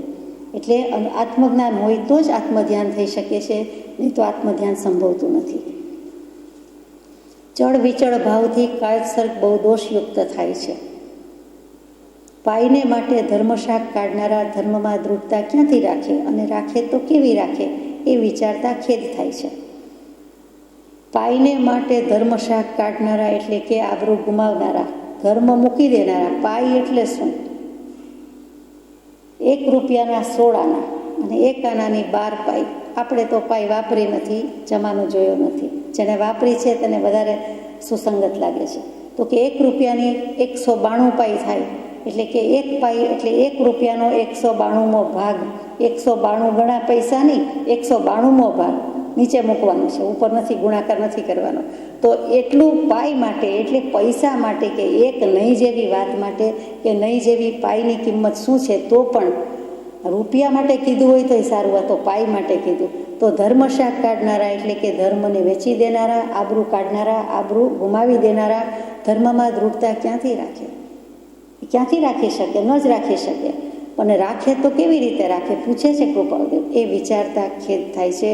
પિક્ચર સમાજનું એવું જ છે કે ધર્મ માટે મરી પડવાનું, કે પ્રાણાંતે પણ ધર્મ ન ચૂકવો, એની બદલે $1, ₹1, £1, 1 પૈસા માટે પણ ધર્મ છોડી દે છે, ભંગ કરી નાખે છે, આજ્ઞા તોડી નાખે છે, કોઈ પણ નિયમ તોડી નાખે છે, કોઈ પણ કારણે તોડી નાખે છે. એ વિચારવા જેવું છે. હવે અહીંયા મુખ્ય વાત છે, ચળ વિચળ ભાવથી કાયોત્સર્ગ બહુ દોષયુક્ત થાય છે. આપણે બધા ક્યારેક તો કાયોત્સર્ગ કરીએ જ છીએ, રોજ થોડી વાર કરતા હશું. તો ક્યાં ક્યાં ભૂલ થાય છે, દોષ કોને કયા છે, તેનો યથાશક્તિ વિચાર કરીએ. કેટલાક શાસ્ત્રોમાં કાયોત્સર્ગના 19 દોષ આપવામાં આવે છે. શ્વેતાંબર આમનાઈમાં 19 દોષ છે, દિગંબર આમનાઈમાં 32 દોષ મૂક્યા છે. આપણે 32 દોષ બહુ જ ટૂંકમાં વિચાર કરીએ. પહેલો દોષ છે ઘોટક દોષ. ઘોટક, ઘોડાની જેમ, ઉત્તમ ઘોડાની જેમ એક પગ વાળીને જરા ઊંચો ટેકવે અને બીજા પગ ઉપર બહુ જ વજન આપીને બેસે, વિશેષ ભાર મૂકે, તે ઘોટક દોષ. કાયોત્સર્ગમાં, બેઠા કાયોત્સર્ગમાં પલાઠીવાળી હોય, પદ્માસન ન ફાવે તો કંઈ નહીં, પણ પલાઠી હોય તો એમાં પણ આવો ઘોટક દોષ થાય છે.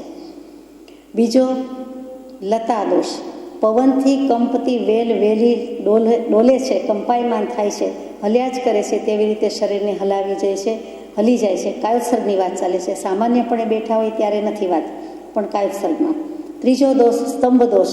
થાંભલાને અડેલીને અથવા દિવાલના ટેકે જ બેસવાની ટેવ હોય તે. ચોથું પટ્ટક દોષ. પાટ વગેરે ઉપર ચડીને કાયોત્સર્ગ કરે, એટલે કે ઊંચા આસને બેસે. આપણી ભાષામાં સોફા પર કરી શકાય, ચેર પર કરી શકાય, એમાં શું એ. પછી માલા દોષ. માથું ટટ્ટાર રાખવા માટે દોરી ચોટલી બાંધીને કે માળા બાંધીને કરે તે. માથું હલહલ થયા કરતું હોય તો ચોટલી બાંધીને વાંચવાની વાત આવી છે, શિખા બાંધીને વાંચે, તેવી રીતે સ્વાધ્યાયમાં ઊંઘ ના આવી જાય એવી રીતે કાયોત્સર્ગમાં એટલે દોરી કે માળા બાંધી રાખે. 2-3 કલાક કરવો હોય, 1 કલાક કરવો હોય તો માથું કદાચ સ્થિર ન રહે તો 2 ઘડી માટે બાંધી રાખે અને બાંધીને દોષ કરે. એટલે બાંધવું એ જ દોષ છે. એટલી બધી અસ્થિરતા કે પોતાનું ડોકું માથું હલ્યા કરતું હોય, કોઈ કંપવા હોય ને બની શકે, બાકી તો એટલું કોઈ હલચલ કરે નહીં. તેમ છતાં ભગવાને લખ્યું છે, કોઈ દોષ બાકી રાખ્યો નથી. છઠ્ઠો શૃંખલિત દોષ, એટલે 2 પગ સાંકળથી બાંધીને જોડાજોડ રાખીને બાંધીને બેઠા હોય તેવી રીતે, એટલે ઊભા કાયોત્સર્ગમાં થઈ શકે. બંને પગ સાંકળથી બાંધી દીધા હોય તેમ બાંધી દે નહીં, એટલા જોડે જોડે રાખે. વચ્ચે જે 4, 6, 12 આંગળનું અંતર રાખવું જોઈએ તે રાખતા નથી. એને આપણને અનુભવ છે કે આપણે ખમાસમણા લેતી વખતે જરાક વખત, કોઈક વખત 2 પગ વચ્ચે ઓછું ડિસ્ટન્સ હોય તો ખમાસમણો વંદણા ફાવતા નથી, જોઈએ તેવા કરી શકતા નથી. તો આ કાયોત્સર્ગની વાત છે. એટલે એવી રીતે જોડાજોડ કે અડોઅડ રાખીને થઈ શકતો નથી. એના નિયમ પ્રમાણે જે મર્યાદા બાંધી હોય તે પ્રમાણે પગની સ્થિતિ હોય તો જ આપણાથી ઊભું રહી શકાય છે, સ્થિરતા આવી શકે છે. 7મો શર્વરી દોષ. શર્વરી કહેતા, શબરી કહેતા ભીલડી, કે ભીલડીની જેમ ગુહ્ય ભાગને 2 હાથ વડે ઢાંકીને કરાતો કાયોત્સર્ગ. 8મો લંબિત દોષ. માથું બહુ લાંબુ કરીને, એટલે કે નીચું રાખીને કરે. ઘણા એકદમ માથું નીચું કરી જાય કાયોત્સર્ગમાં, ઊંઘતા હોય એવું લાગે, પોતાનું મોઢું જાણે કે વિડીયોમાં કે કોઈને બતાડવું ન હોય એવી રીતે રાખે, એટલું બધું નીચું કે કોણ છે બેઠું છે ઓળખી ન શકીએ, તો ત્યાં લંબિત દોષ છે. થાય તેટલું લાંબુ નીચું કરી દીધું હોય. પછી 9મો દોષ છે કે ઉત્તરિત, એટલે કે માથું બહુ જ ઊંચું રાખીને કરે, છેક આકાશ સામે કે સીલિંગ સામે જોતા હોય તેવી રીતે ઊંચું રાખે. એટલું બધું ન રાખે તો પણ સપ્રમાણ ન રાખે તેમ આપણે સમજીએ તો તે પણ દોષ છે. ડોક રહી પણ જાય છે, જે કરે છે તેને અનુભવ છે કે એવું ઊંચું રહી જાય, એવું નીચું રહી જાય. તો જેમ ઊંઘતી સૂતી વખતે ઓશિકામાં પોઝિશન બદલાઈ ગઈ હોય તો ડોક રહી જાય છે, તેમજ કાયોત્સર્ગ લાંબો કરીએ એમાં આડું અવળું ડોક હોય તો ચોક્કસ ડોક રહી જાય છે. પછી 10મો દોષ છે કે બાળકને સ્તનપાન કરાવતી માતાની જેમ છાતી આગળ કાઢીને કાયોત્સર્ગ કરે તે. 11મો દોષ છે વાયસ, એટલે વાયસ એટલે કાગડો, તો કાગડાની જેમ ત્રાંસુ અને તીરછી નજર રાખીને કરે. સીધા બેઠા હોય ત્યાં આંખ એક દિશામાં નીચે જુએ, ઊંચે જુએ કે બંધ રાખે, એની બદલે નીચી જોતી હોય એવું કરે અને પછી જમણું કે ડાબું ત્રાંસી આંખે જુએ, તીરછી નજરે જુએ. અને કાગડાની એ ટેવ હોય, એને એક જ આંખ કે એક જ ડોળો છે એમ કહેવાય, અને આગળ પાછળ ડાબું જમણું કર્યા જ કરે. ત્યાર પછી ખલીનિત 12મો દોષ છે. તે લગામથી પીડાતા ઘોડાની જેમ દાંત કચકચાવતા માથું ઊંચું નીચું કરતા કાયોત્સર્ગ કરે. કેટલાકને કાયોત્સર્ગમાં જેમ ઊંઘમાં દાંત કચકચી જાય તેવી રીતે કાયોત્સર્ગમાં પણ દાંત બોલાવે, દાંત બોલી જાય, કચકચી જાય. આપ તો સમજી ગયા દાંત કચકચાવવાનું. ઘણી વખત વડીલો મુરબ્બીઓ ના પડે કે આમ ન કરાય, દાંત ન કચકચાવાય, બધા ના કહે. પછી એમ પણ કહે કે ઘરમાં દેવું વધી જાય, ઋણભાર વધી જાય, માટે ન કરાય. આવી બધી લોકોક્તિ છે. એટલા માટે જ કર્મનો ભાર તો વધે જ, દોષનો પોટલું તો વધે જ છે આ રીતે કરે તો. પછી 13મો યુગ દોષ છે કે ધૂંસરીથી પીડાતા બળદની જેમ ડોક લાંબી કરીને. ધૂંસરીનો ભાર આવે અને બળદ બંધાયેલો લાગતો હોય તો એની ડોક એ લાંબી કર્યા કરે તેવી રીતે. 14મો કપિત્થ દોષ. કપી એટલે વાનર, એટલે મુઠ્ઠીઓ વાળેલી જ રાખે, કાયોત્સર્ગમાં હાથ જે રીતે રાખવા જોઈએ તે રીતે રાખવાની બદલે 2 મુઠ્ઠી વાળીને, નાનું બાળક મુઠ્ઠી લગભગ વાળેલી રાખે તેમ વાનરને પણ ટેવ જ હોય, આપણે જોયું હશે, તો મુઠ્ઠીઓ વાળીને કપિત્થ દોષ. 15મો શીર્ષ કંપન, માથું હલાવવાનો દોષ. માથું ધૂણાવ્યા જ કરે, હલાવ્યા જ કરે, કોઈની સાથે વાત કરતા હોય, જવાબ આપતા હોય, મનમાં જેમ ગોખતા હોય, વાંચતા હોય, ભણતા હોય, કોઈ ગાથા યાદ કરવાની હોય તો ઘણાને ટેવ હોય માથું હલાવ્યા કરે, તેમ કાયોત્સર્ગમાં પણ માથું ધૂણાવ્યા કરે. 16મો મુખ દોષ, મૂંગારે છે પણ મોંથી નાકથી કંઈ ને કંઈ ઈશારા કરતા હોય એવી રીતે સંજ્ઞા કર્યા કરે, એટલે કે મોં બગાડે, મેકિંગ બેડ ફેસીસ, આ ક્યારે પૂરું થાય, અથવા તો આ જરાય ગમતું નથી, આની ભૂલ થઈ, વગેરે વગેરે. હોય કાયોત્સર્ગ પણ એમાં શાંતિ સ્થિરતા ન હોય, અથવા તો નાકથી કંઈક થયા કરે તો માથું અને નાકથી ઈશારા કરે. 17મો અંગુલી દોષ છે કે આંગળીથી સંખ્યા ગણે, કે મારે માળા બોલાવવાની છે, સમજવા માટે દૃષ્ટાંત કહું છું, તો 30 માળા થઈ, 31 થઈ, 2 થઈ, 3 થઈ, હવે આ 32મી, હવે આ 33મી, હવે 3 જ રહી, હવે 1 જ રહી, અથવા અડધી રહી, એવું જે આંગળીથી સંખ્યા ગણ્યા કરે, એટલે ત્યાં દેહ ભાવ જ રાખવાનો નથી. ત્યાં આપણે કાયોત્સર્ગ કરતા હોય ત્યારે આંગળી ઉપર આપણો હાથ કેવી રીતે જાય, અથવા સંખ્યા કેવી રીતે ગણાય, તો તે કરવા યોગ્ય નથી. પછી 18મો ભૂક્ષેપ, ભ્રૂક્ષેપ. ભ્રૂ કહેતા ભ્રમર, આંખની ભ્રમર, તો કે તે ભવા વિકૃત કર્યા કરે, કોઈને કોઈ રીતે રાજીપું કે નારાજગી એ ભવા ઊંચા નીચા કરીને બતાવે, તો એ પણ કાયોત્સર્ગમાં મોટો દોષ છે. અને આવું બધું જેણે કરતા જોયા છે બીજાને, એ સમજી શકે છે કે આવું કરતા જ હોય છે. ઘણા જીવો કાયોત્સર્ગમાં આ બધા દોષ કરતા જ હોય છે. પછી 19મો ઉન્મત્ત, કે મદિરા પીધેલાની જેમ ડોલ્યા કરે. મદ્યપાન થઈ ગયું હોય, કાંઈ કેફ નશો ભાંગ પીધી હોય, કાંઈક આવે છે શિવરાત્રિ એટલે યાદ આવ્યું, તો એવું કાંઈ પણ હોય, આપણને જ લાગુ પડતું નથી, આ તો બીજાની વાત છે, તો ડોલ્યા કરે, હલ્યા કરે, તો એ ઉન્મત્ત દોષ છે. 20મો ઉર્ધ્વગ્રીવા, ડોકને ઊંચી કર્યા કરે, ઊંચું કરી કરીને જોયા કરે. આગલાએ કાયોત્સર્ગ પાડ્યો, બધાની આંખ બંધ છે, બીજો શું કરે છે એના માટે પોતાની આંખ પાસેથી કામ લે, ડોક પાસેથી કામ લે, આ મોટા ભાગે ટેવ હોય. અધોગ્રીવામાં ડોક નીચી કર્યા કરે, ઉર્ધ્વગ્રીવામાં ડોક ઊંચી કર્યા કરે. 22મો દોષ છે નિષ્ઠીવન, થૂક કફ વગેરે ખેંચીને કાઢે. કાયોત્સર્ગ કર્યો છે પણ ગળામાં તકલીફ છે, શરદી થઈ છે, તો એવું નાકથી ગળાથી અવાજ કરે અને કાંઈ ને કાંઈ કર્યા કરે. લાંબો કાયોત્સર્ગ હોય તો આ બધું શરીરને વધારે લાગુ પડે. થોડીક વખત કમબોટ મેં જે થાય તે મરી નહીં જઈએ એવું નથી થતું, તેની આ વાત છે. 22મો દોષ મૂક્યો છે નિષ્ઠીવન. 23મો દોષ છે વપુ સ્પર્શ, એટલે કે પોતાના શરીરને કોઈને કોઈ રીતે સ્પર્શ કર્યા કરે, કાં તો આંગળીને અડ્યા કરે, કાં તો પગની આંગળી હલ્યા કરે, કાં તો હલાવ્યા કરે, કાં તો અડ્યા કરે, તો એ વપુ સ્પર્શ, દેહને સ્પર્શ્યા કરે. 24મો ન્યૂનત્વ દોષ, ઓછી માત્રાવાળો પાઠ બોલે, જલ્દી બોલાઈ જાય એવું શું છે, આખું દેવંદન બોલવાનું હોય, ભાનો કેની વાત છે, તો ઈચ્છામી ખમાસણો, પછી પુસ્તકમાં ડોટ્સ મૂક્યું હોય તો છેલ્લે મથેણ વંદામી કહી દે. આખી આત્મસિદ્ધિજી બોલવાની હોય તો જે સ્વરૂપને પછી દેહ છતાવી જાય, તો વચ્ચેની 140 ગાથાનું શું, તો એવી રીતે નહીં, ઓછી માત્રાવાળો પાઠ બોલે, અથવા વચ્ચે ગેપ 2-5 જવા દો. કોઈ જગ્યાએ અપૂર્વ અવસર ગાવું છે, સમય નથી, તો એ ઓલ્ટરનેટ ગાય, તો એ ન ચાલે, એ સ્વચ્છંદ છે. કે 21 કડી છે તો 10 ગાવું, 9 ગાવું, 17 લખો, 19 છપાવું, આ બધો સ્વચ્છંદ છે. અહીંયા કાયોત્સર્ગની વાત છે તો એવી રીતે ચાલે નહીં. ભક્તિમાં એવું કરતા હોય પણ એમાંય કરાય નહીં, તો કાયોત્સર્ગમાં તો ન જ કરાય. એવી રીતે ઓછી માત્રાવાળો પાઠ ન બોલાય. લોગસ છે તો પછી પોણો કે 3.5 ગણો કે એમ ન ચાલે, થોડુંક ઓછું કરીએ એવું ન ચાલે. 4 લોગસનો કાયોત્સર્ગ તો લોગસનો આખો પાઠ છે તેમ જ બોલાય, એમાં એક શબ્દ પણ ઓછો વધતો ન બોલાય. કે 24 ભગવાનના નામ તો આવી ગયા, તો કોઈ કે છેલ્લા વિશેષણ બોલી લઈએ, તો તેવું ચાલે નહીં. પછી દિગ્વેષણ, 25મો દોષ, કે કોઈને કોઈ બાજુ જોવું, નીચી આંખ હોય, નીચા નજરે કાયોત્સર્ગ હોય કે ઊભા હોય તો એ પ્રમાણે, તો પણ એ બીજે જોયા કરે. રીતસરનું ડોકું ફેરવીને કે આંખ ફેરવીને જોયા કરે તો એ કોઈ પણ દિશામાં જોવાય નહીં, ઉપર નીચે પણ જોવાય નહીં, ડાબું જમણું જોવાય નહીં, 4 દિશા 4 ખૂણા ને ઉપર નીચે 10 દિશામાં જોવાય નહીં. અર્થાત જ્યાં બેઠા હોય ત્યાં એકદમ સીધા સપ્રમાણ સન્મુખ બેસીને કાયોત્સર્ગ કરવું જોઈએ, અગર તો ઊભા રહીને.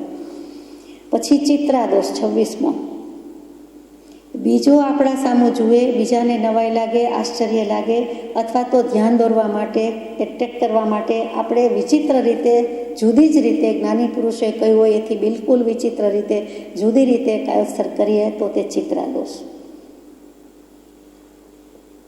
ચિત્ર વિચિત્ર એટલે કે ઢંગ બદલી નાખે, ઢબ બદલી નાખે, અથવા કોઈ રૂપ લઈ શકતું હોય દેવ વગેરેની જેમ વૈક્રિય લબ્ધિ હોય, અથવા તો કોઈ રૂપ લઈ શકે એવા મુનિ પણ હોય, તો તે વખતે તે કાયોત્સર્ગમાં વિચિત્ર રૂપે કરે તો ત્યાં ચિત્રાદોષ લાગ્યો. તે મુનિ એક તો લબ્ધિ ફોરવાય નહીં છતાં વૈક્રિય રૂપ કરે, કોઈને ડરાવવા, કોઈને ઇમ્પ્રેસ કરવા માનો કે કર્યું, અને તે વખતે પાછા કાયોત્સર્ગમાં બેસી જાય. માનો કે સિંહનું રૂપ લીધું, આવનાર દર્શનાર્થી માટે સિંહ થઈને બેઠા, અને પછી પાછા કાયોત્સર્ગમાં હોય એવી અદાથી બેસે, તો તે વિચિત્ર થયું. એક તો રૂપ લીધું, એક તો ઇમ્પ્રેસ કરવાનો ભાવ એ પણ ખોટો, વળી રૂપ લીધો એ ખોટો ભાવ, અને પછી પાછું આવું કાયોત્સર્ગની ચેષ્ટા, એમાં પાછું વિચિત્ર રીતે કે બીજાને એમ થાય કે હું સિંહ થઈને કાયોત્સર્ગ કર્યો છે, કૂતરું થઈને કાયોત્સર્ગ કરે છે. મૂળમાં તો પોતાની જ માયા છે, તો તે પણ કરવા યોગ્ય નથી. અને તેટલી હદે ન થઈ શકતું હોય તો પણ આપણે એમ જ બીજાને દેખાડો કરવા માટે, દંભ કરવા માટે જરા જુદી રીતે કાયોત્સર્ગ કરીએ તો તે ચિત્રાદોષ. જ્ઞાની પુરુષે કાંઈ બાકી રાખ્યું નથી. 27મો દોષ વિવર્જન દોષ, કે વૃદ્ધાવસ્થાને કારણે અથવા તો પગમાં તકલીફ છે, હાથમાં તકલીફ છે, નીમાં પ્રોબ્લેમ છે, પલાઠી પદ્માસન વળી શકતું નથી, કાયોત્સર્ગ ક્યાંથી થાય? તો ઊભા રહેવાનું, તો ઊભા રહીને કરી શકાય, પણ એમાંય તકલીફ છે, શારીરિક રીતે હવે બળ નિર્બળ થઈ ગયું છે, નબળાઈ લાગે છે. તો વૃદ્ધાવસ્થા હોય કે યુવાવસ્થા હોય, પણ કોઈ પણ કારણે આવી અવસ્થા ભેદને કારણે આપણે કાયોત્સર્ગ કરવો જ નથી. 32 દોષમાંથી અમુક થાય જ, તો આપણે કરવો જ નથી, એ સૌથી સારું. તો એમ કરીને છોડી દે તો એ વિવર્જન દોષ છે. ઘણી વ્યક્તિ ઘણા નિયમ લેવામાં એમ કહે નકામો ભંગ થાય એટલે મારે નિયમ લેવો જ નથી, તો એમ ચાલે નહીં. 28મો છે વ્યાક્ષેપ આસક્ત ચિત્ત, ચિત્તને આમ તેમ ભટકવા દેવું. કાયોત્સર્ગ કર્યો છે, 36 માળા છે, હવે 2-3 કલાક તો ચાલશે, તો આપણે જેટલા વિચાર કરવા હોય એટલા કરી લઈએ. જે પ્લાન કરવાનો છે, આવતીકાલે શું કરવાનું છે, આ બિઝનેસમાં શું કરવાનું છે, આ મેરેજમાં શું આટોપવાનું છે, આ વ્યવહારમાં ક્યારે ક્યાં જવાનું છે, આ પાર્ટીમાં શું બનાવવાનું ગોઠવવાનું છે, આવા બધા જ સંકલ્પ વિકલ્પનો સરવાળો ત્યારે કરે. એને નિવૃત્તિ મળી, હાથ પગ વાળીને નેણ ઢાળીને શાંતિથી બેસવાનો વખત મળ્યો. અગર તો ઊભા રહેવામાં તો શક્તિ ઓછી જ હોય, મોટા ભાગે બેસીને જ કાયોત્સર્ગ કરતા હોઈએ છીએ. તો આ પદ્માસનમાં બેસી જાય પલાઠી વાળીને, પછી જાત ભાતના મલક આખાના આકાશ પાતાળ વચ્ચે જેટલું આવતું હોય એટલું એવા ઘાટ ઘડે, એટલે કે ચિત્ત સંપૂર્ણપણે વિક્ષેપમાં ભટક્યા કરે, આમ તેમ ભટક્યા કરે. 29મો દોષ છે કાલ અપેક્ષા વ્યતિક્રમ બંને છે.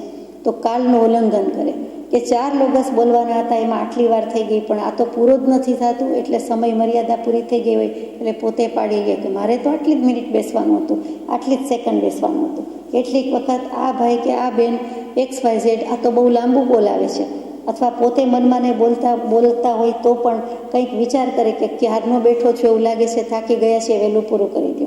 એટલે સમય મર્યાદા કરતાં વહેલું પૂરું કરીને પાડીને ઊભા થઈ જાય, અથવા તો પાડીને આંખ ખોલી નાખે. તો આ કાળની મર્યાદાનું પણ ભાન રહેતું નથી. વધુ થાય તો વાંધો નથી, પણ ઓછું થાય તો વાંધો છે, અને કેટલીક વખત વધુમાં પણ વાંધો છે. સમૂહમાં બેઠા હોય ત્યારે કેટલુંક શિસ્તબદ્ધ પાલન જરૂરી છે. તો એ વખતે કાયોત્સર્ગ પછી બીજી વિધિ થવાની હોય, માનો કે કાયોત્સર્ગમાં બેઠા પછી આત્મસિદ્ધિજીના નમસ્કાર શરૂ થતા હોય, તો આપણે કાયોત્સર્ગમાં જ બેઠા રહેવાનું, પછી આત્મસિદ્ધિજીના નમસ્કાર કરવા ઊભું નહીં થવાનું, એમ તો હોય નહીં. એવી રીતે એ પણ મર્યાદા જાળવવાની છે. અથવા ત્યાર પછી ભક્તિ કરવાની હોય તો એ પ્રમાણે પાડી લેવો જોઈએ અને મર્યાદાનું ભાન રાખવું જોઈએ. તો અને એવું રાખ્યા પહેલાં અતિશય વહેલું પૂરું કરી દે તો પણ દોષ છે, અતિશય મોડું કરે તો પણ દોષ છે. 30મો દોષ છે લોભાકુલત્વ, લોભથી આકુળ વ્યાકુળ થાય, કે આ પૂરું થાય એટલે મને પ્રભાવના મળવાની છે, હું રહી જઈશ તો, એટલે જલ્દી કાયોત્સર્ગ પૂરો થઈ જાય તો હું જલ્દી જઉં. આ પોષો પાડીને આ પ્રમાણે છે, આટલું ઉપધાનમાં બેઠા છીએ ત્યાર પછી આટલું મળવાનું છે, એવો કોઈ પણ વસ્તુનો નાનો મોટો લોભ. કેટલીક વખત લબ્ધિનો લોભ હોય, કે જો હું અખંડ રાત્રિ જાગરણ કરું તો મને કેટલીક લબ્ધિ પ્રાપ્ત થશે, એમ કોઈએ કહ્યું છે કે સ્વપ્નમાં આવ્યું છે અથવા વાંચવામાં આવ્યું છે, સમજવા માટે બધી વાત થાય છે. તો ગમે તેમ કરીને ઢસડી પચડીને લોભના કારણે, અને હવે સૂર્યોદય થઈ ગયો, હવે રાત પૂરી થઈ ગઈ, અથવા 6 વાગી ગયા એટલે ચાલે, મેં તો સાંજે 4 વાગે શરૂ કર્યું હતું એટલે 4 થી 4 મારો કાયોત્સર્ગ પૂરો થઈ ગયો, આવો કોઈક ભાવ લોભ, તો તેનાથી આકુળ વ્યાકુળ થઈ જાય અને કાયોત્સર્ગ જ ખંડિત થઈ જાય, અથવા તો તેમાં વિચલિત થઈ જાય, તે દોષ. પછી 31મો દોષ છે મૂઢત્વ દોષ, કે કૃત્ય અકૃત્યનો વિવેક ન રાખવો. મારે કરવા જેવું શું છે અને કરવા જેવું શું નથી એનો વિવેક ન રાખે. એટલે તે વખતે ન કરવાના વિચાર અથવા તો કોઈની સાથે કાંઈ બગાડી નાખવાના વિચાર, રાગ દ્વેષના પરિણામ, આસક્તિના વિચાર, દ્વેષના વિચાર, કજિયા ક્લેશના વિચાર, કોર્ટમાં કેસ હોય તો એના વિચાર, આમ જાત ભાતના કાંઈ પ્રોબ્લેમ હોય તે બધાના વિચાર કરે અને એમાં કેટલો ભાવ કરી નાખે. જો હું આમાંથી આ પૂરું થઈ જાય અને ત્યાં પહોંચું તો હું આ પ્રમાણે કરી નાખું, આ પ્રમાણે હલાવી નાખું, આ પ્રમાણે સાઇન કરી દઉં, આ પ્રમાણે બગાડ નાખું, સુધાર નાખું. એ જે બધા હિંસા પાપના જે કંઈ કાર્ય છે, વિકલ્પ છે તે. અને કેટલીક વખત તો આ મને શોભે નહીં એમ કાયો સર્ગમાં શાંત ચિત્તે વિચારે કે મને આ શોભતું નથી, મારે આ કરાય નહીં, મારે અત્યારે આ વિચાર પણ કરાય નહીં, પણ આ જે કાંઈ મેં કર્યું તે કૃત્ય ઠીક નથી એમ કરીને કૃત્ય અકૃત્ય, કાર્ય અકાર્યનો વિવેક કરે, વિચાર કરે તો દોષ કીધો છે. પણ એ દોષમાં હોય અને એના અંતે કાયોત્સર્ગ પાડીને જો એ સુધારી લેવાનો હોય તો તે જ દોષ ગુણમાં પરિણમી જાય છે. સાચો વિવેક કરી જાણે છે. અને નહીં તો મેં કર્યું પણ ખોટું થઈ ગયું, આ દાન નહોતું આપવાનું પણ અપાઈ ગયું એટલે ત્યાં એણે અકૃત્ય કરી નાખ્યું. એક તો કાયોત્સર્ગમાં એકેય વિકલ્પ ન હોય, એની બદલે થતાં થઈ ગયું પણ આ ભૂલ થઈ, ખોટું થયું એટલે ત્યાં વળી પાછો કાયોત્સર્ગ પણ મલિન કરી નાખ્યો. તો તે કરવા યોગ્ય નથી. અને છેલ્લો 32મો દોષ છે પાપ કર્મ એક સર્ગતા. કોઈ પણ પ્રકારનું પાપ, આ કાયોત્સર્ગ પૂરો કરીને 50 માણસની રસોઈ બનાવવી છે અથવા તો આ વસ્તુ બનાવવી છે તો એ હિંસાનું સાવધ્ય પાપ જ છે, દોષ જ છે. સમરંભ સમારંભ આરંભ, જમાડવાનું પુણ્ય છે એના કરતાં મારે આ કરવાનું છે એ ત્યાં હિંસા કીધી છે. અને તેની બધી વાત શરૂ થઈ જાય, પ્રેપરેશન શરૂ થઈ જાય કે બસ હવે પૂરું થાય એટલે તરત જ ચડવિચડ પરિણામ અને આ પ્રમાણે કરવું છે.